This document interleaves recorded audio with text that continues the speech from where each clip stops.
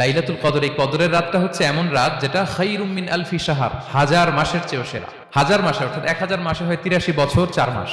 রমাদানের শেষ দশকের বেজর রাত্রিগুলোতে তোমরা কদর তালাশ করো, তাহলে এই কদর সুনিশ্চিতভাবে তোমরা পাবে। রাসূলুল্লাহ সাল্লাল্লাহু আলাইহি ওয়াসাল্লাম কদরের রাতগুলোতে কি কি ইবাদত করতেন? বিশেষভাবে 5টা কাজ রাসূল সাল্লাল্লাহু আলাইহি ওয়াসাল্লাম এই কদরের রাতে করতেন। এক নাম্বার কাজ হচ্ছে তিনি সারা রাত জেগে ইবাদত করতেন এবং পরিবারের লোকদেরকে ঘুমোতে দিতেন না, উঠিয়ে দিতেন। রমাদান মাস আসলে একটা আশা জাগানিয়া মাস। এই মাস আসলে আমাদের মধ্যে একটা উচ্ছ্বাস তৈরি হয়, একটা আবেগ তৈরি হয়, আমরা হোপফুল হয়ে উঠি। A month of hope. Ramadan কিন্তু আমাদেরকে আশা দেখায়। আমরা যখন রমাদানের বিভিন্ন রহমত বরকতের বর্ণনাগুলো শুনি, আমরা প্রত্যেকে আশাবাদী হয়ে উঠি। এবং বিশ্বাসীদের একটা বৈশিষ্ট্য হচ্ছে সবসময় আশাবাদী হওয়া, হোপলেস না হওয়া। আল্লাহ তাআলা সূরা ইউসুফে বলছেন, লা তাইয়াসু মির রাহিল্লাহ ইন্নাহু লা ইয়াইয়াসু মির রাহিল্লাহি ইল্লাল কওমুল কাফিরুন। তোমরা আল্লাহর রহমত থেকে নিরাশ হয়ে যেও না, তোমরা হোপলেস হয়ে যাও না। আল্লাহর রহমত থেকে নিরাশ শুধু তারাই হয় যারা অবিশ্বাসী, যারা কাফির। সো বিশ্বাসীরা সবসময় আশাবাদী থাকে। তো এই রমাদানুল মুবারক এটা আমাদেরকে সবসময় আশাবাদী করে, আমাদেরকে স্বপ্ন দেখায়, আমাদের হৃদয়ে আশা জাগায়। আমরা যখন রমাদান কেন্দ্রিক কথাগুলো শুনি আমরা উচ্ছ্বসিত হয়ে উঠি। যখন বলা হয় যে এই মাস আসলে একটা নফল করলে ফরজের সমান সওয়াব, তারপর এই মাসে উমরা করলে হজের সমান সওয়াব, তো এটা শুনলে মনের মধ্যে একটা আশা জাগে যে আমাদের আওয়ার রিওয়ার্ডস আর মাল্টিপ্লাইড, আমাদের যে প্রতিদানগুলো দেয়া হচ্ছে নেক কাজের, এটা অনেক বাড়ানো হচ্ছে। তারপর যখন বলা হয় যে এই মাস আসলে জান্নাত খোলা হয়, জাহান্নাম বন্ধ করা হয়, শয়তানকে শেকলবন্দি করা হয়, মনের মধ্যে একটা আশা জাগে আমাদের যে না, বাঁচার একটা আশা ফিরে পেলাম, হয়তো এই দফায় আমি বেঁচে যাব, আমার মুক্তির একটা দিশা মিলবে, হয়তো আল্লাহ তাআলা আমাকে ক্ষমা করবেন এবং এই অপরচুনিটিসগুলো কাজে লাগিয়ে আমি মুক্তি পাবো ইনশাআল্লাহ, একটা আশা জাগে। এরপর যখন আমরা শুনি যে প্রতি রাতে একজন ফেরেশতা ডাকতে থাকে, ইয়া বাগিয়াল খাইরি আকবিল ইয়া বাগিয়াশ শাররি আকসির। হে কল্যাণের পথের যাত্রী, প্রসিড, আরো সামনে যাও, আরো নেক কাজ করতে থাকো। হে অকল্যাণের পথের যাত্রী, স্টপ, ক্ষান্ত হও, অনেক হয়েছে, আর না, এবার থাম। এবং প্রতি রাতে ঘোষণা দেওয়া হয় যে ওয়ালিল্লাহি উতাকাউ মিনান নার ওয়া যালিকা কুল্লা লাইলা। রমজানের প্রতি রাতে অনেক মানুষকে জাহান্নামের আগুন থেকে মুক্তি দেওয়া হয়। এই যে ন্যারেশনগুলো যখন আমরা শুনি আমাদের মধ্যে কি ফিলিংস আসে? আশাবাদী হয়ে ওঠেন না আপনারা নাকি? আমার কাছে তো মনে হয় যে আমরা খুব আশাবাদী হয়ে উঠি, উজ্জীবিত হয়ে উঠি, খুব এক্সাইটেড হয়ে উঠি। তো এই রমজান কিন্তু আমাদেরকে এইভাবে আশাবাদী করে তোলে। সহিহ মুসলিমের একটা বর্ণনা এসেছে যে রাসূল সাল্লাল্লাহু আলাইহি ওয়াসাল্লাম বলেন, কুল্লু আমাল ইবনি আদম ইউদাআফ ওয়াল হাসানাতু বিআশরি আমসালিহা ইলা 700 দিফ। অর্থাৎ বনি আদমের সব নেক কাজের সওয়াব বাড়াতে বাড়াতে 10 গুণ থেকে 100 গুণ থেকে 700 গুণ পর্যন্ত বাড়ানো হয়। আল্লাহ তাআলা বলেন যে ইল্লা সওম, সিয়াম ছাড়া সব নেক কাজের সওয়াব বাড়ানো হয় 10 গুণ, 100 গুণ, 700 গুণ, কিন্তু এই যে আমরা সিয়াম সাধনা করছি এটা ছাড়া। ফা ইন্নাহু লি ওয়া আনা আজজি বিহি, মানে সব নেক আমলের প্রতিদান এটা লিমিটেড, হয় 10 গুণ কিংবা 100 গুণ কিংবা 700 গুণ, কিন্তু সিয়ামেরটা কত গুণ এটা আল্লাহ বলেননি, এটা আনলিমিটেড, এটা সারপ্রাইজ গিফট হিসেবে আল্লাহ রেখেছেন। আল্লাহ বলেন ফা ইন্নাহু লি ওয়া আনা আজজি বিহি, কেননা সিয়াম আমার জন্য সাধন করা হয়, এর প্রতিদান আমি নিজে দেব। কি দেব এটা উল্লেখ করা হয়নি। সব নেক আমলের সওয়াবের কথা উল্লেখ করা হয়েছে, 10 গুণ, 100 গুণ, 700 গুণ, এটা পাবা ওইটা পাবা, কিন্তু ইল্লা সওম, সিয়াম ছাড়া। ফা ইন্নাহু লি, কেননা এটা আমার জন্য রাখা হয়, ওয়া আনা আজজি বিহি, এর প্রতিদান আমি দেব। কি দেব আল্লাহ বলেননি। এটা যে কত বিশাল হবে, সুমহান হবে, অকল্পনীয় হবে, এটা আল্লাহ তাআলা বলেননি, সারপ্রাইজ গিফট হিসেবে রেখে দিয়েছেন। এই হাদিসের এই শেষাংশের টেক্সটটাকে একটু অন্যভাবে পড়া যায় যে ওয়া আনা উজজা বিহি, আনা আজজি বিহি মানে আমি এর প্রতিদান দেব। আবার এভাবেও পড়া যায় যে ওয়া আনা উজজা বিহি, মানে আমি নিজেই হব রোজার প্রতিদান। সব কাজ করে তারা এটা পাবে, এই নিয়ামত পাবে, জান্নাত পাবে, কিন্তু রোজার মাধ্যমে তারা আমাকে পাবে, যেহেতু আমার জন্য রাখা হয়, তারা আমাকে পাবে। এবং জান্নাতের সবচাইতে বড় নেয়ামত কিন্তু এটা। এবং জান্নাতে এমন পরিবেশও ঘটবে যে আল্লাহ তাআলা জিজ্ঞেস করবেন, হে জান্নাতীরা, কোরআনে এবং সুন্নায় যত নেয়ামতের কথা বলা হয়েছিল তোমরা কি সব বুঝে পেয়েছো? সবাই বলবে হ্যাঁ, আমরা সব বুঝে পেয়েছি। একজন দাঁড়িয়ে বলবে যে আল্লাহ, একটা জিনিস পাইনি, সেটা হচ্ছে আপনাকে পাইনি, আপনার সৌন্দর্য আমরা এখনো দেখিনি। আল্লাহু আকবার। তো সে জান্নাতে সবচাইতে আনন্দ ঘন মুহূর্ত হবে যখন আমরা সরাসরি আল্লাহ তাআলাকে দেখব, এবং এটা রোজার প্রতিদান হিসেবে আল্লাহ সারপ্রাইজ গিফট হিসেবে রেখে দিয়েছেন। সুবহানাল্লাহ বিহামদি। এই বর্ণনাগুলো শুনলে আপনাদের কেমন লাগে বলেন? একটা আশা জাগে মনের ভিতরে, কি বলেন? It gives us hope, it makes us hopeful. তাহলে রমাদান আমাদেরকে আশাবাদী করে। এরপর রাসূল সাল্লাল্লাহু আলাইহি ওয়াসাল্লাম বলেছেন রোজার জন্য দুইটা খুশি রোজাদারদের জন্য, লিসাইমি ফারহাতুন ইনদা ফিতরি। একটা খুশি যখন সে ইফতার করে, এটা একটা আনন্দ, আসলে কিন্তু অনেক আনন্দ। পৃথিবীর কোনো খাবার দাবারের সাথে ইফতারের তুলনা হয় না। অন্যান্য খাবারের মধ্যে নিয়ে আসা হচ্ছে, আমি সালাদ বানাচ্ছি আবার একটু করে খেয়ে ফেলতেছি, আমি একটা কিছু রান্না করতেছি একটু ট্রাই করতেছি, কিন্তু ইফতারের অ্যারেঞ্জমেন্টটা আলাদা। কেউ ট্রাই করতে পারতেছে না, শুধু আনা হচ্ছে, টেবিলে সাজানো হচ্ছে, রাখা হচ্ছে, দোয়া হচ্ছে, বারবার ঘড়ির দিকে তাকানো হচ্ছে কখন সেই মুহূর্তটা আসবে। আসা মাত্রই বিসমিল্লাহ বলে আমরা মুখে দেই। তো এটার আনন্দটাই আলাদা। এবং রোজা শেষে প্রথম যে খাবারটা আমাদের মুখে লাগে, এটার যে স্বাদ পৃথিবীর অন্য কোনো খাবারের ওই স্বাদ হয় না। অন্য সময় তো আমরা খেজুর খাই, কিন্তু ইফতারির সময় প্রথম যে খেজুরটা আমরা খাই, এটার একটা অন্যরকম তৃপ্তি না? তার মানে জান্নাতের একটা আবহ এখানে। জান্নাতেও এরকম একই রকম খাবার দেওয়া হবে, কিন্তু তৃপ্তি স্বাদ আলাদা। উতুবিহি মুতাশাবিহা। দুনিয়াতে যে আমি ওয়াটারমেলন খাচ্ছি, জান্নাতেও নাকি এটাই দেয়া হবে। তো মানুষ প্রশ্ন করবে যে আল্লাহ, এটা তো আমরা খেয়েছি, এটা কেন? আল্লাহ বলে এটা খেয়ে দেখো, এটা ওই রকম না, এটার তৃপ্তি আলাদা, এটার স্বাদ আলাদা। তাহলে এটা একটা আমাদের আনন্দ ইফতারির সময়। আর একটা ফারহাতুন ইনদা লিকাই রাব্বি, যখন আমরা আমাদের রবের সাথে সাক্ষাৎ করব, সেটা অনেক বড় আনন্দের হবে। এবং জান্নাতে ঢোকার অনেকগুলো এন্ট্রি আছে। এই যে আমাদের এখানে কয়েকটা এন্ট্রি আছে। জান্নাতের একটা স্পেশাল এন্ট্রি থাকবে সাইমিনদের জন্য, রোজাদারদের জন্য। ইন্না ফিল জান্নাতি সামানিয়াতু আবওয়াব মিনহা বাব ইউসাম্মা আর-রায়্যান। অনেকগুলো দরজা, একটা দরজা আছে, নাম হচ্ছে আর-রায়্যান। লা ইয়াদখুলুহু ইল্লা সাইমুন। রোজাদাররা ছাড়া কেউ এই রায়্যান দিয়ে ঢোকার পারমিশন পাবে না। মান দাখালাহু লাম ইয়াজমা আবাদা। একবার যে সেখান দিয়ে ঢুকবে, চিরকালের জন্য তার গলা থেকে তৃষ্ণা মিটে যাবে। কি আপনারা কি একটু হোপফুল হতে পারছেন নাকি? আশাবাদী হতে পেরেছেন সবাই? তাহলে Ramadan is the month of hope. Ramadan আমাদেরকে আশাবাদী করে। সম্মানিত ভাই এবং বোনেরা, আমরা উজ্জীবিত হয়ে উঠি, আমরা স্বপ্ন দেখি, বাঁচার স্বপ্ন, আমরা মুক্তি পাওয়ার একটা আমরা প্রচেষ্টা পাই এখানে। তাহলে প্রথম কথা হচ্ছে, রমাদান আসলে আমাদেরকে আশাবাদী করে তোলে। রমাদান যেমনি ভাবে আমাদেরকে আশাবাদী করে তোলে সম্মানিত দিনী ভাই এবং বোনেরা, এট দ্য সেম টাইম রমাদান কিন্তু আমাদের জন্য অনেক সতর্কতামূলক বাণী উপস্থাপন করে। মানে এটা যেমনি the month of hope, at the same time it is the month of warning. দুইটাই আছে আর কি, চেক এন্ড ব্যালেন্স। এটা যেমনি হোপ জায়গায়, আবার ওয়ার্নিংও আছে। দুইটা ওয়ার্নিং এর হাদিস শুনি। সহিহ বুখারীর বর্ণনা, রাসূল সাল্লাল্লাহু আলাইহি ওয়াসাল্লাম বলেন, মান লাম ইয়াদা কাওলা যুরি ওয়াল আমালা বিহি ফালাইসা লিল্লাহি হাজাতুন আন ইয়াদা তাআমাহু ওয়া শারাবাহু। রোজা রেখে যে ব্যক্তি মিথ্যা কথা, মিথ্যা কাজ, মানে পাপ কাজ, অন্যায় কাজ ছাড়তে পারলো না, তার না খেয়ে থাকা, না পান করে থাকাতে আল্লাহর কিছু যায় আসে না। তার ওই রোজার আল্লাহর কোনো প্রয়োজন নাই। এটা জাস্ট উপোস, এটা জাস্ট অনাহার, জাস্ট আমি পানি খাইনি, আমি খাবার দাবার গ্রহণ করিনি, দ্যাটস ইট, এতটুকুই। এতে আল্লাহর কিছু যায় আসে না।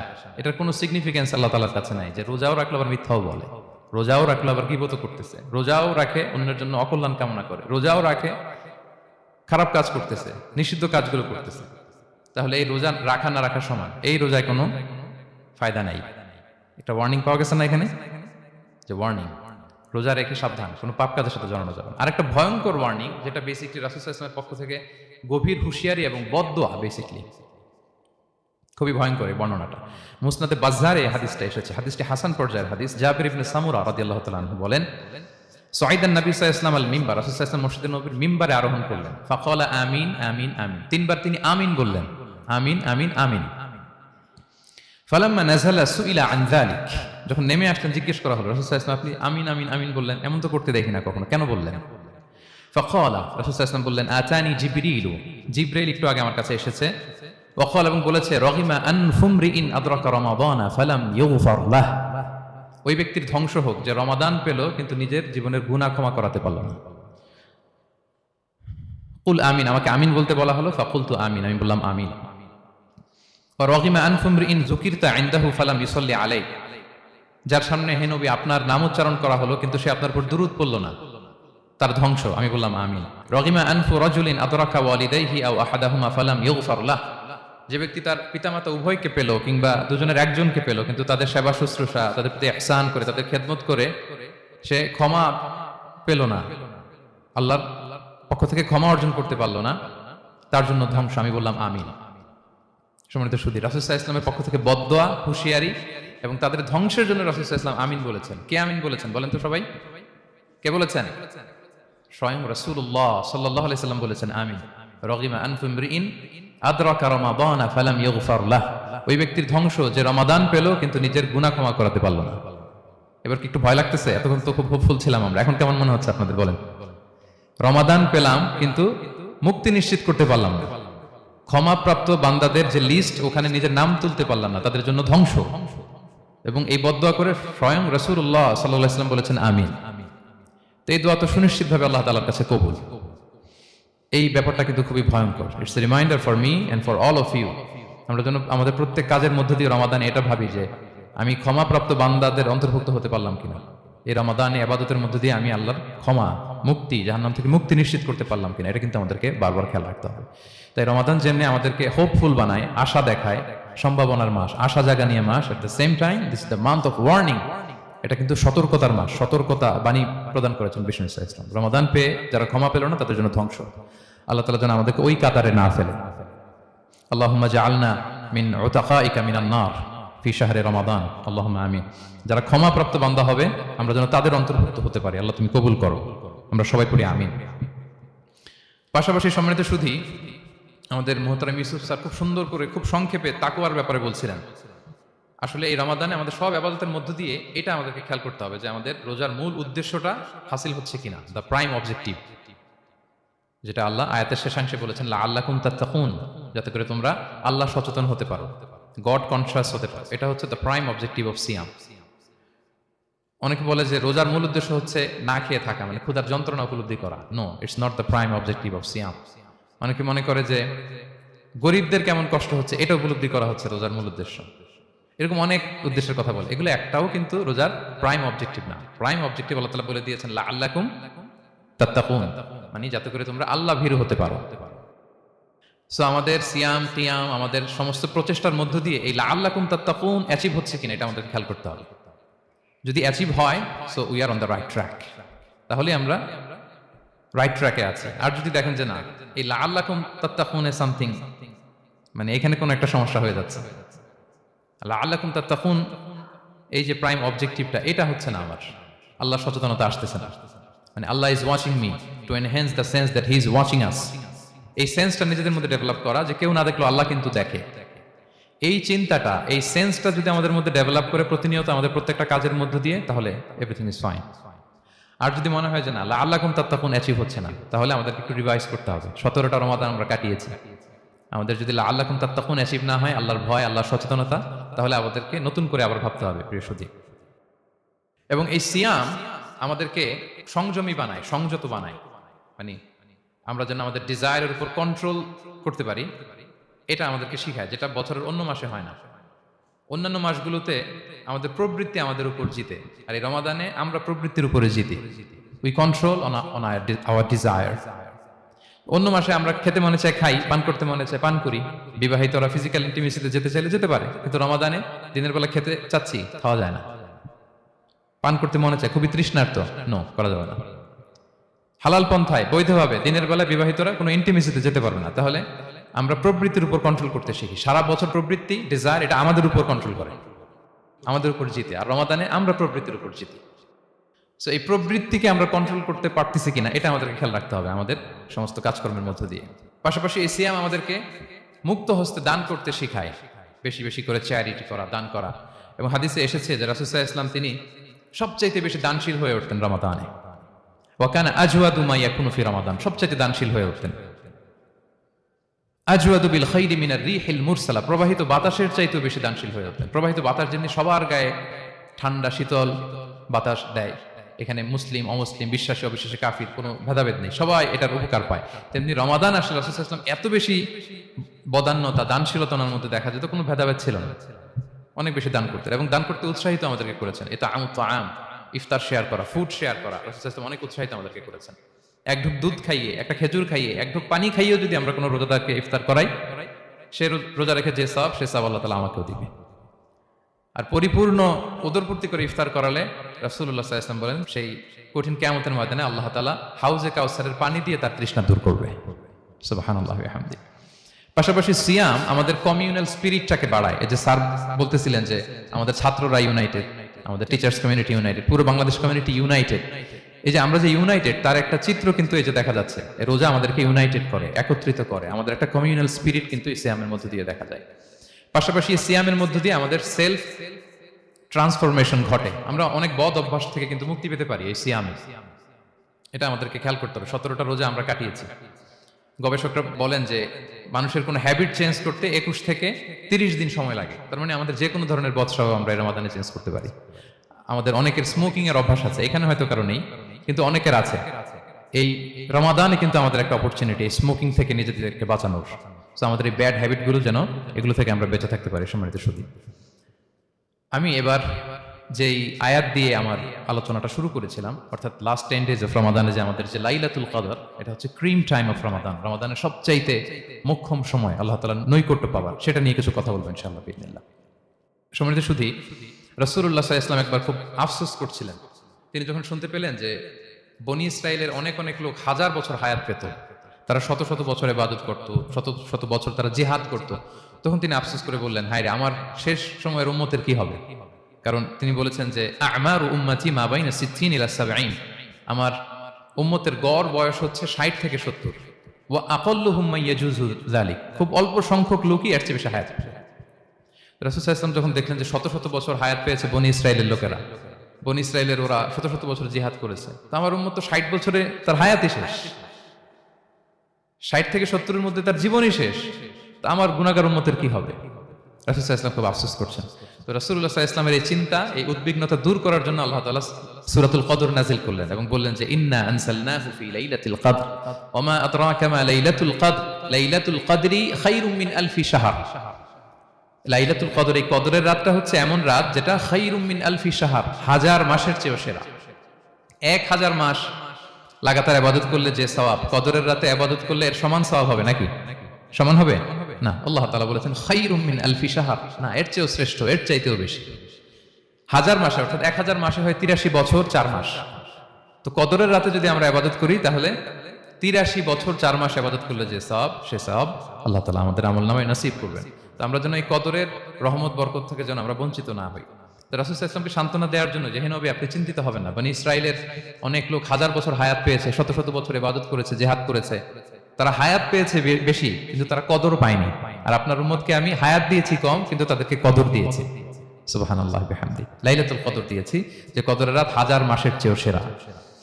তো এই কদরের রাতকে আবার লাইলাতুল মুবারাকাও বলা হয়েছে। ইন্না আনসালনাহু ফি লাইলাতিন মুবারাকা, এটা বরকতময় রাত।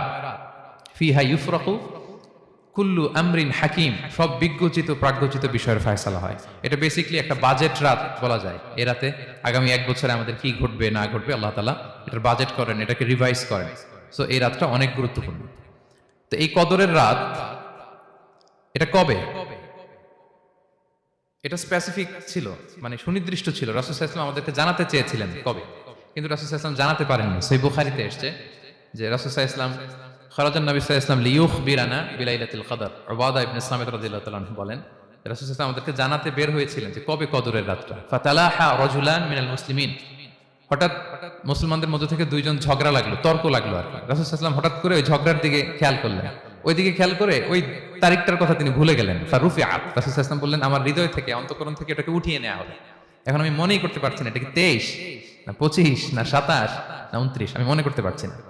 এজন্য রাসূল সাল্লাল্লাহু আলাইহি ওয়াসাল্লাম বলেছেন যে তবে আমি এতটুকু মনে করতে পারছি, ফালতামিসুহা ফিল আশরিল আওয়াখিরি ফিল বিত্রি, রমাদানের শেষ দশকের বেজর রাত্রিগুলোতে তোমরা কদর তালাশ করো। বেজর রাতে যদি তোমরা কদর তালাশ করো তাহলে এই কদর সুনিশ্চিতভাবে তোমরা পাবে। তো এই জন্য স্কলাররা সবসময় বলেন যে লাস্ট 10 days অফ রমাদান খুব গুরুত্বপূর্ণ, সবচেয়ে the cream time of Ramadan. I repeat, এটা রমাদানের একেবারে মাহেন্দ্রক্ষণ।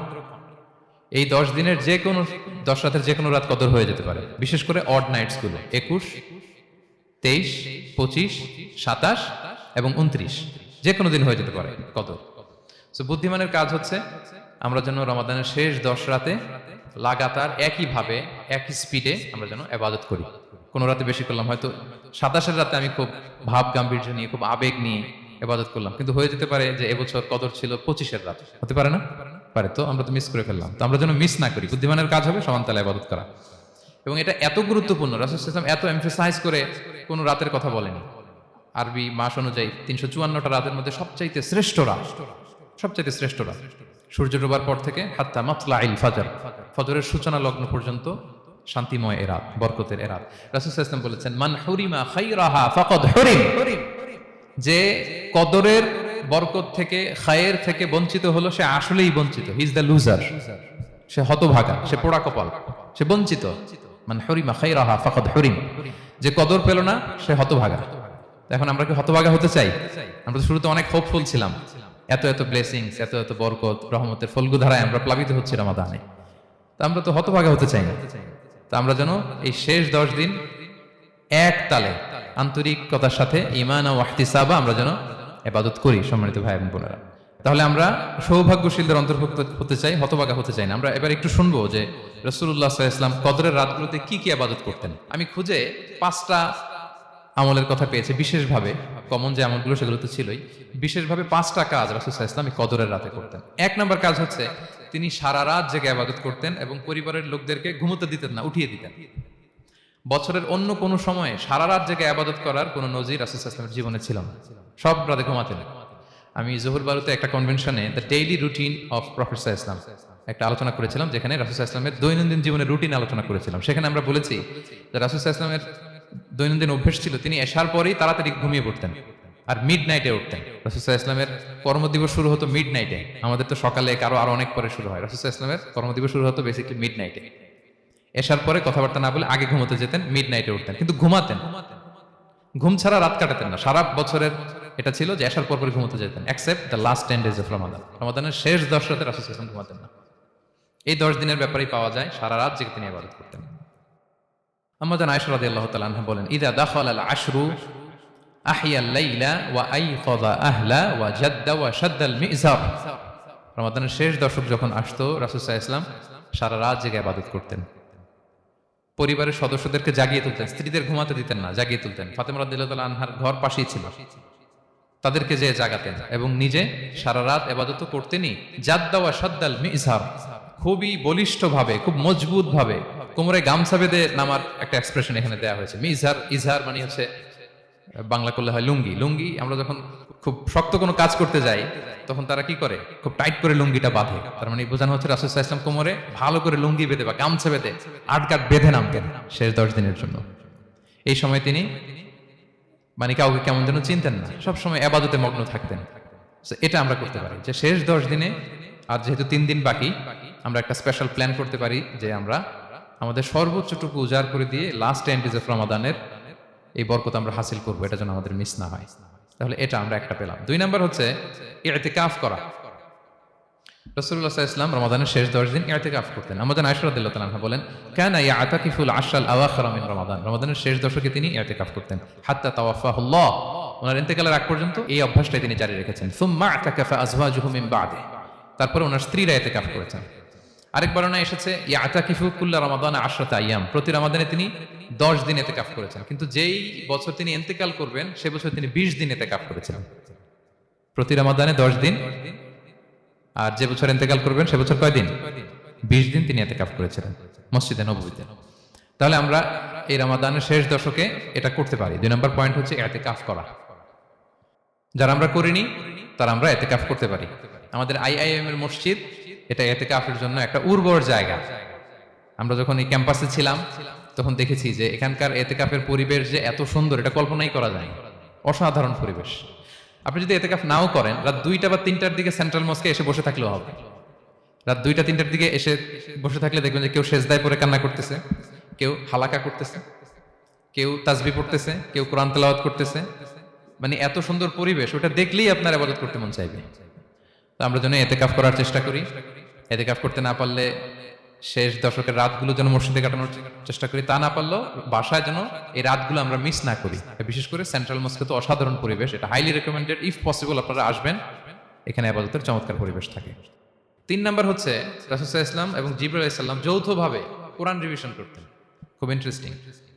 সারা বছর যেটা নাজিল হতো রমাদানে জিবরাইল আলাইহিস সালাম রাসূল সাল্লাল্লাহু আলাইহি ওয়াসাল্লামকে শোনাতেন, রাসূল সাল্লাল্লাহু আলাইহি ওয়াসাল্লাম আবার জিবরাইল আলাইহিস সালামকে শোনাতেন। সহিহ বুখারীর বর্ণনা, কানা জিবরিলু ইয়ালকাহু ফি কুল্লি লাইলাতিন মিন রমাদান ফায়ুদারিসুহুল কুরআন। প্রতি রমাদানের প্রতি রাতে এসে রাসূল সাল্লাল্লাহু আলাইহি ওয়াসাল্লামের সাথে কোরআন মুদারাসা করতেন। সহিহ মুসলিমের বর্ণনায়, আন্না জিবরিল কানা ইউআরিদুহু বিল কুরআন কুল্লা আমিন মাররা। প্রতি বছর রমাদানে একবার শোনাতেন বা শুনিয়েছেন, যে বছর তিনি ইন্তেকাল করবেন তিনি 2 বার শুনিয়েছিলেন। আরাদা ইউআরিদু মানে এটা ফ্রম বোথ সাইড। আরবি শব্দটা এমন যে জিবরাইল আলাইহিস সালাম শোনাতেন, এরপর রাসূল সাল্লাল্লাহু আলাইহি ওয়াসাল্লাম জিবরাইল আলাইহিস সালামকে শোনাতেন, কোরআন রিভিশন করা। তো এই শেষ দশকের রাতগুলোতে আমরা যেন বেশি বেশি কোরআন পড়ি, কোরআন তেলাওয়াত, কোরআনিক রিসাইটেশন হতে পারে, কোরআনের অর্থ পড়া হতে পারে, তাদাব্বুরে কোরআন হতে পারে, কোরআনের হালাকায় জয়েন করা হতে পারে, ইন ইটস এনি ফর্ম। আমরা যেন কোরআনের সাথে অ্যাটাচমেন্টটা বাড়াই লাস্ট 10 days অফ রমাদানে। 4 নাম্বার, কিয়ামুল লাইল করা। রাসূল সাল্লাল্লাহু আলাইহি ওয়াসাল্লাম কিয়ামুল লাইল করতেন, এবং কিয়ামুল লাইল শব্দটাকে রাসূল সাল্লাল্লাহু আলাইহি ওয়াসাল্লাম কদরের সাথে জুড়ে দিয়েছেন। সহিহ বুখারীর বর্ণনায় তিনি বলেছেন, মান কামা লাইলাতাল কদরি ঈমানা ওয়া ইহতিসাবা গুফিরা লাহু মা তাকাদ্দামা মিন যামবি। কদরের রাতে যে কিয়ামুল লাইল করে বিশ্বাস নিয়ে এবং নাজাতের প্রত্যাশা নিয়ে, তার পূর্বের সমস্ত গুনাহ আল্লাহ তাআলা ক্ষমা করে দিবেন। তাহলে কিয়ামুল লাইলটা রাসূল সাল্লাল্লাহু আলাইহি ওয়াসাল্লাম বিশেষভাবে কদরের রাতের সাথে সম্পৃক্ত করেছেন। আমরা যেন প্রতি রাতে কিয়ামুল লাইল করি, লম্বা সময় যেন দাঁড়িয়ে থাকি, লম্বা সময় কোরআনিক রিসাইটেশন করি দাঁড়িয়ে থেকে, লম্বা সময় রুকু, লম্বা সময় সিজদা, স্পেশালি সিজদা। আখরাবু মা ইয়াকুনুল আবদু মির রাব্বিহি ওয়া হুয়া সাজিদ ফাআকসিরু ফিহি দুআ। বান্দা যখন সিজদায় থাকে আল্লাহ সবচেয়ে কাছে থাকে, তো আমরা তো আল্লাহর সবচেয়ে কাছে যেতে চাই এই ক্রিম টাইমটাতে, কি বলেন? আমরা যেন লম্বা সময় সিজদাতে থাকি। কিন্তু আমাদের অনেকের যেটা হয়, নামাজে তাড়াহুড়ো, অনেকের সব ব্যস্ততা যখন নামাজে দাঁড়াই এরকম হয়ে যায়। রাসূল সাল্লাল্লাহু আলাইহি ওয়াসাল্লামের সালাত যদি আমরা খেয়াল করি, বিশেষ করে কিয়ামুল লাইলে এত যে সুন্দর ছিল।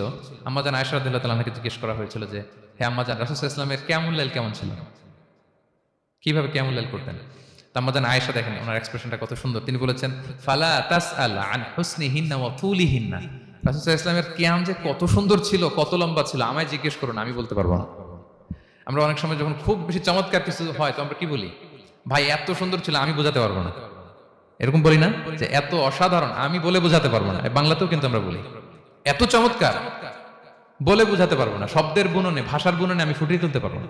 আমাদের আয়েশা এটাই বলেছিলেন, ফালা তাসআল আন হুসনিহিন্না ওয়া তুলিহিন্না। রাসূল সাল্লাল্লাহু আলাইহি ওয়াসাল্লামের রাতের নামাজ কিয়ামুল লাইল যে কত সুন্দর ছিল, কত দীর্ঘ ছিল, লম্বা ছিল, আমায় জিজ্ঞেস করো না, আমি বলে বোঝাতে পারবো না। সুবহানাল্লাহি ওয়া বিহামদিহি। আমরা যেন লম্বা সময় কিয়ামুল লাইল করি। আমাদের আয়েশা রাদিয়াল্লাহু তাআলা আনহা আরো বলেন, কানা ইয়াকুমু মিনাল লাইলি হাত্তা তাতাফাত্তারা কদামা। এত দীর্ঘ সময় দাঁড়িয়ে থাকতেন, থাকতে থাকতে ওনার পা ফুলে যেত, পা দুটো ফুলে যেত। আপনিও দীর্ঘ সময় দাঁড়িয়ে দেখেন যে পায়ে ঝিম ধরে যাবে, পা ফুলে যাবে, এটা করতেন রাসূল সাল্লাল্লাহু আলাইহি ওয়াসাল্লাম। তো আমাদের আয়েশা বলেন, ইয়া রাসূলুল্লাহ লিমা তাসনাউ হাযা ওয়া ক্বাদ গুফিরা লাকা মা তাকাদ্দামা মিন যামবিকা মা তাআখার। আপনি এত কষ্ট কেন সহ্য করেন নিজের দেহের উপরে?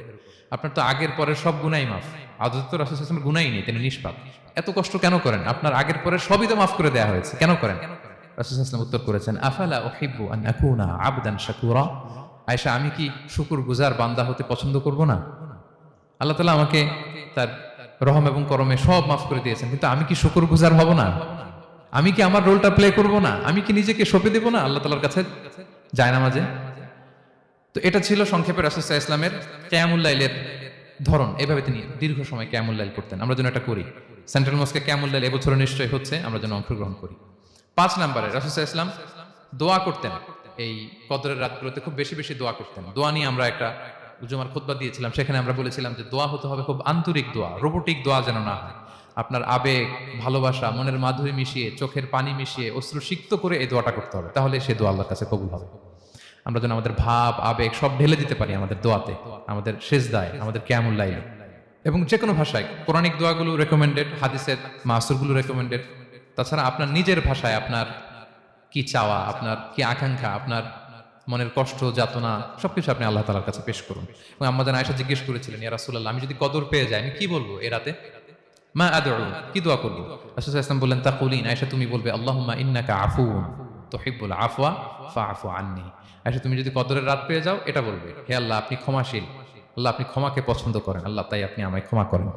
হে আল্লাহ আপনি ক্ষমাশীল, আপনি ক্ষমাকে পছন্দ করেন, আল্লাহ আপনি আমাকে ক্ষমা করেন। এই দোয়াটা আমরা যেন বেশি বেশি করি। আমার সাথে সাথে সবাই একটু পড়ুন মেহরবানি করে, আল্লাহুম্মা ইন্নাকা আফুউন তুহিব্বুল আফওয়া ফাআফু আন্নী।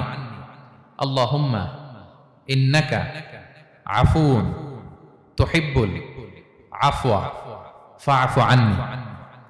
হে আল্লাহ আপনি ক্ষমাশীল, আপনি ক্ষমা করাকে পছন্দ করেন, আল্লাহ আমাকে ক্ষমা করেন। আমরা আমাদের নিজেদের ভাষায় অনেক দোয়া করতে পারবো, কিন্তু রাসূল সাল্লাল্লাহু আলাইহি ওয়াসাল্লামের শেখানো দোয়াগুলো, এটা হচ্ছে মানে very precise in wording but comprehensive in meaning. এটার অর্থ, এটার আবেদন এটা অনেক বেশি। আমি অনেক 10টা 20টা বাক্য বলে এত সুন্দর কথা মিলাতে পারবো না। রাসূল সাল্লাল্লাহু আলাইহি ওয়াসাল্লাম যেটা শিখিয়ে দিয়েছেন, আগে আল্লাহর প্রশংসা করলাম, আল্লাহ আপনি ক্ষমাশীল, আবার প্রশংসা, আল্লাহ আপনি তো ক্ষমা করাকে পছন্দ করেন। যেটা আপনি পছন্দ করেন না ওইটা তো চাচ্ছি না, যেটা আপনার পছন্দ, যেটা আপনি করতে ভালোবাসেন, গাফিরিয যামবি ওয়া কাবিলিত তাওব, আপনি ক্ষমা করাকে পছন্দ করেন, তওবা কবুলকে আপনি পছন্দ করেন, তো সেটাই তো চাচ্ছি আপনার কাছে, আপনি আমার তওবা কবুল করুন, আল্লাহ আপনি আমাকে ক্ষমা করুন। So এই দোয়াটা প্রত্যেক রাতে যেন আমরা বেশি বেশি করি সম্মানিত শুধু। এবং এই যে রিমাইন্ডারগুলো শুনলাম, এটা রমাদানের পরেও যেন আমরা অব্যাহত রাখি। আমরা নাম দিয়েছি যে gear up for a great Ramadan. আমাদের এবাদতের যে ধারাবাহিকতা, এই গতিটাকে আরেকটু গিয়ার আপ করা, আরেকটু পুশ করা নিজেকে, আরেকটু এক্সট্রা ড্রাইভ দেওয়া এই শেষ মুহূর্তে। মাত্র 13টি দিন আমাদের হাতে আছে, আমরা যেন আরেকটু ইফোর্ট দেই, আমরা যেন আরেকটু ড্রাইভ দেই, যাতে করে আমরা আল্লাহ তাআলার আরো নিকটবর্তী হতে পারি। এবং এই রমাদানে আমরা যা শিখলাম, যেটা করলাম, এটার ইম্প্যাক্ট যেন রমাদানের পরেও আমাদের মধ্যে থাকে। আমাদের অনেকের এটা হয় যে রমাদানে আবেগে অনেক আলোচনা শুনে, ক্ষমার মাস এটা জেনে এত এবাদত, রমাদান নাই এবাদতও নাই, এরকম হয়ে যায়। এটা যেন না হয়, বরং এটার একটা পরশ যেন আমাদের হোল দ্য ইয়ার লং থাকে। আরব শায়েখরা বলেন যে কুন রব্বানি লা তাকুন রমাদানি, রব্বানি হও, রমাদানি হও না। মানে রমাদান আসছে, তুমি রমাদান কেন্দ্রিক এবাদত নিয়ে অনেক উচ্ছ্বাস, কিন্তু রমাদান শেষ এবাদত শেষ, এমনটা যেন না হয়। রমাদানের পরেও সে মেহেরবান আল্লাহ তাআলা কিন্তু আমাদের জন্য আছেন, তিনি প্রতি রাতে শেষ রাতে নেমে আসেন, এসে ডাকতে থাকেন, কার ক্ষমা লাগবে ক্ষমা চাও, ক্ষমা করব, কে বিপদে পড়েছ বলো, আমি উদ্ধার করব। তো তিনি আরশের উপর থেকে প্রথম আসমানে নেমে আসলেন দেওয়ার জন্য, আমি ঘুম থেকে জাগতে পারলাম না, নেয়ার জন্য। এটা হইলো প্রাইম মিনিস্টার আনোয়ার ইব্রাহিম আমাকে একটা অ্যাওয়ার্ড দিবে, লেটস সে হোটেল ইন্টারকন্টিনেন্টাল, উনি এসে বসে আছে, বাট আমি যেতে পারিনি, এটা হয় না। আল্লাহ তাআলা প্রতি রাতে শেষ রাতে এসে বলেন কার কি লাগবে দাও, তিনি নেমে আসেন বা বিশেষ মনোনিবেশ করেন প্রথম আসমানে এসে। কিন্তু আমরা যে নিব সেই সময়টুকু আমাদের হয় না। আমরা এতটা গাফেল যেন না হই, আমরা যেন একটু পুশ করি। বড় কিছু পেতে হলে নিজেকে পুশ করতে হয়, এক্সট্রা একটা ড্রাইভ দিতে হয়। সম্মানিত শুধু 17টা দিন কি করলাম একটু রিভাইজ করি, যোগ বিয়োগ করি নিজের সাথে নিজে, যে প্ল্যানটা নিয়ে রমাদান শুরু করলাম ওইরকম কেমন লাইল করতে পারলাম কিনা, ওইরকম চ্যারিটি করতে পারলাম কিনা, রেসাইটেশন করতে পারলাম কিনা, একটু যেন নিজের সাথে নিজে বোঝাপড়া করি, একটু যেন রিভাইজ করি এবং নিজেকে যেন একটু পুশ করি। সম্মানিত শুধু এই ছিল সংক্ষিপ্ত আলোচনা। আমি 30 সেকেন্ডসে পুরো আলোচনাটা আবার একটু যারা পরে এসেছেন একটু রিভাইজ করে নেই। আমি শুরুতে এভাবে শুরু করেছিলাম যে রমাদান এটা হচ্ছে it's a month of hope, এটা আশা জাগা নিয়ে একটা মাস। এই মাসের যে রহমত বরকতের যত যত হাদিস কোরআনের আয়াতগুলো আমরা বলেছি, এগুলো শুনলে আমাদের মধ্যে একটা আশা জাগে, আশাবাদী হয়ে উঠি যে আমার এই মাস আমার মুক্তির মাস, আমি মুক্তি পাবো। কিন্তু at the same time it's a month of warning, এটা আবার সতর্কতার মাস। রাসূলুল্লাহ সাল্লাল্লাহু আলাইহি ওয়াসাল্লাম বলেছেন রোজা রেখে যে মিথ্যা ছাড়লো না, পাপ ছাড়লো না, তার ধ্বংস। আবার 3বার তিনি আমিন বলেছেন। বেসিক্যালি এটা একটা বদদোয়া যে মান আদরাকা রমাদান ওয়া লাম ইগফার লাহ, যে রমাদান পেয়েও নিজের গুনাহ ক্ষমা করতে পারলো না, তার ধ্বংস।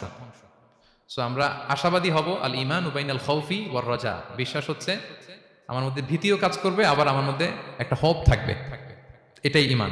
সো আমরা যেন এই ওয়ার্নিং গুলো আমাদের মাথায় রাখি, যে আমরা যেন আল্লাহর নৈকট্যপ্রাপ্ত বান্দা হতে পারি, ক্ষমাপ্রাপ্তদের অন্তর্ভুক্ত যেন আমরা হতে পারি।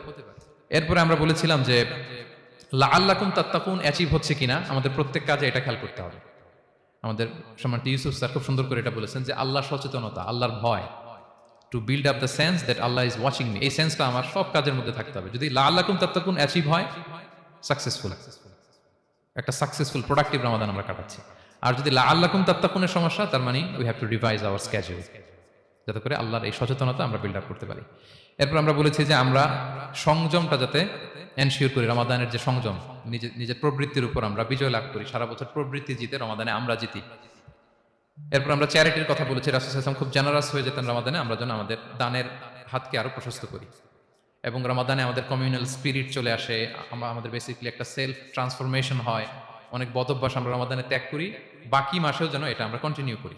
আর সব শেষে আমরা লাস্ট 10 ডেজ অফ রমাদানের গুরুত্ব নিয়ে বলেছিলাম যে রাসূল সাল্লাল্লাহু আলাইহি ওয়াসাল্লাম খুব হতাশ হয়ে পড়েছেন যে অন্য নবীর উম্মতেরা অনেক হায়াত পেয়েছে, আমরা পেলাম 60-70, তো আমার গুনাহগার উম্মত কি করবে? আল্লাহ বলেন লাইলাতুল কদর খায়রুম মিন আলফি শাহর, নবী হে আপনার উম্মতের জন্য আমি কদরের রাত দিয়েছি, যে এক রাতে ইবাদত করলে 1000 মাসের চেয়েও বেশি সওয়াব তারা পেয়ে যাবে।